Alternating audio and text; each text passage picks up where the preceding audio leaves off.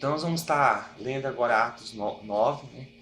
Que Deus venha iluminar os nossos corações, que Deus venha guardar o nosso entendimento, que Deus venha resplandecer sobre nós a sua glória, a fim de que possamos compreender as bênçãos contidas na sua palavra. Então Atos vai se tratar da conversão de Paulo, né? Praticamente o maior escritor do Novo Testamento. Quase todos os livros do Novo Testamento foram escritos por ele. Então, que nós possamos estar atentos a essa mensagem e ouvi-la para a graça do Senhor, para a glória do Senhor até o final. Mas Saulo, ameaçando por todos os lados e aflito para destruir todos os cristãos, foi ao supremo sacerdote de Jerusalém e pediu uma carta dirigida às sinagogas de Damasco, pedindo a cooperação deles na perseguição de todos os cristãos que encontravam lá, tanto homens como mulheres, para que pudesse trazer todos eles acorrentados a Jerusalém. Quando estava se aproximando de Damasco, nessa missão, de repente uma luz do céu caiu em cima de Saulo. Ele caiu no chão e ouviu uma voz dizendo: Saulo, Saulo, por que você está me perseguindo? Quem és que está falando, Senhor? Perguntou Saulo. E a voz respondeu: Eu sou Jesus, aquele que você está perseguindo. Então veja que interessante. Saulo, né, que era o nome dele antes de Paulo, ele quando estava perseguindo os cristãos, ele não percebia que estava perseguindo o próprio Jesus. Ele achava que estava fazendo o quê? A obra de Deus. Ele achava que estava fazendo o que era correto, né? Todas as vezes que eu e você perseguimos algum cristão, por ele ser cristão, por ele estar fazendo a vontade de Deus, nós estamos perseguindo muitas vezes o próprio Jesus. Por isso é importante nós pedimos ao Senhor o discernimento para verificar se nós estamos realmente certos nas nossas opiniões sobre alguma pessoa. Porque às vezes nós temos no nosso coração assim: não, isso aqui que aquela pessoa está fazendo não está certo. Você acha que ser cristão é isso? Muitas vezes nós podemos estar errados. Então que nós possamos ler a palavra antes de levantar a mão contra alguém que está seguindo o evangelho, que nós tomemos esse cuidado de estar observando realmente na palavra de Deus se a atitude daquela pessoa está correta. Paulo achava que ele era um homem que estava fazendo a vontade de Deus, mas na verdade estava perseguindo o próprio Filho de Deus, Jesus. Quem é que está falando, Senhor? Perguntou Saulo. E a voz respondeu: Eu sou Jesus, a quem você está perseguindo. Agora se levante, entre na cidade e lá espere minhas próximas instruções. Os homens que estavam com Saulo ficaram mudos de tanta surpresa, porque ouviram a voz de alguém, mas não viram ninguém. Quando Saulo se levantou do chão, descobriu que estava cego. Teve de ser conduzido para Damasco e esteve lá 3 dias cegos. Ficou sem comida e sem água todo aquele tempo. Ora, havia em Damasco um crente chamado Ananias. O Senhor falou com ele numa visão chamando: Ananias. Pronto, Senhor, respondeu ele. O Senhor disse: Vá à rua direita e procure a casa de um homem chamado Judas. Lá pergunte por Saulo de Tarso. Ele está orando a mim agora mesmo. Porque eu lhe mostrei numa visão um homem chamado Ananias, entrando e pondo as mãos sobre ele, para que ele possa ver novamente. Mas, Senhor, exclamou Ananias, eu sei das terríveis coisas que este homem vem fazendo aos santos de Jerusalém. E ouvimos que ele traz consigo as ordens de prisão da parte dos sacerdotes principais para todos os crentes de Damasco.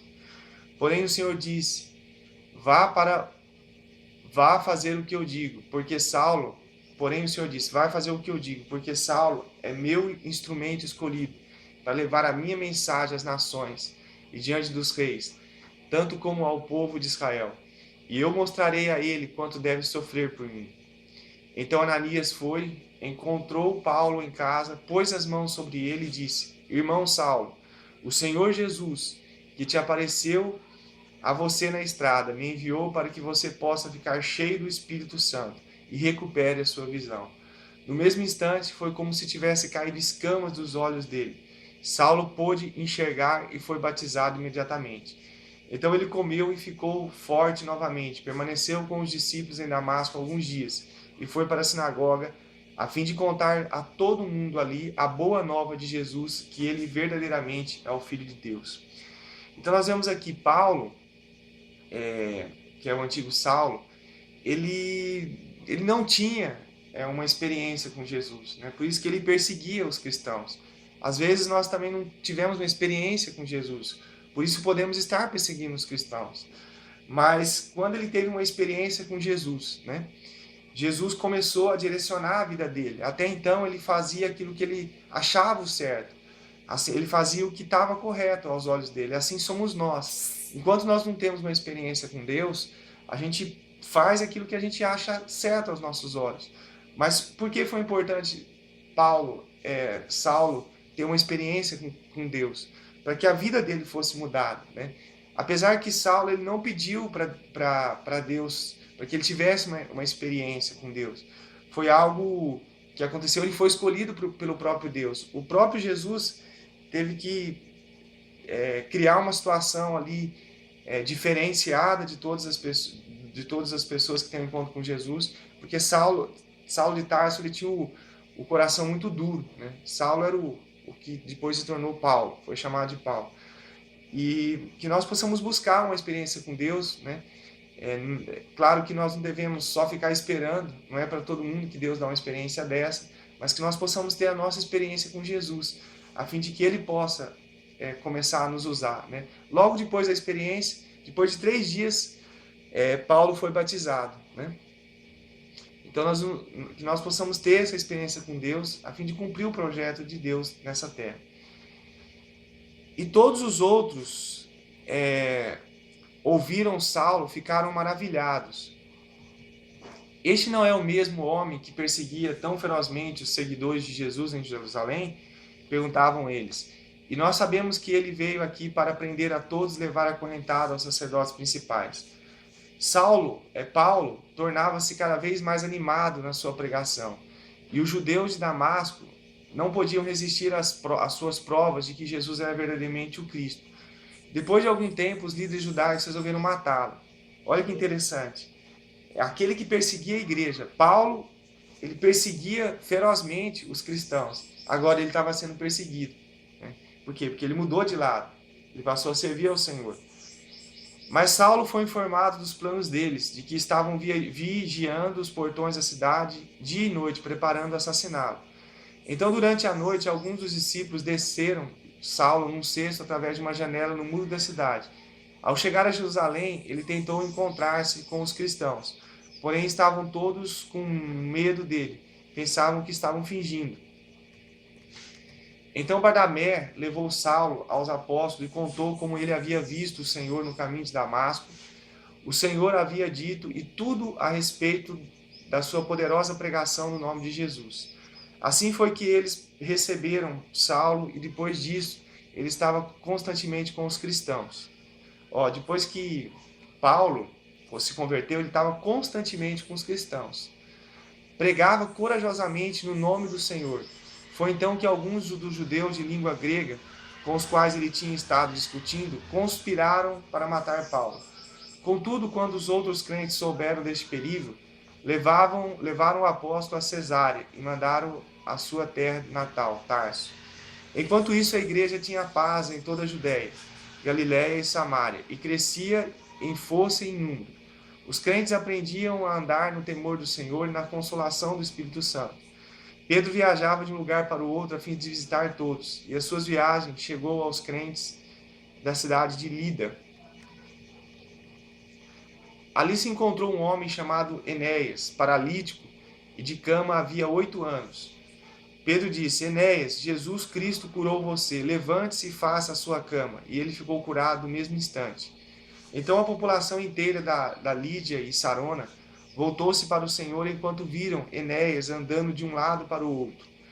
Então veja bem, os mesmos sinais que estavam na vida de Jesus, ele curou os paralíticos, né?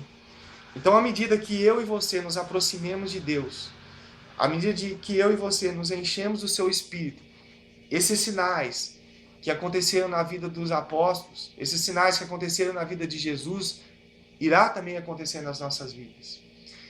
Então a população inteira de Lídia e Sarona voltou-se para o Senhor quando viram Enéas andando de um lado para o outro.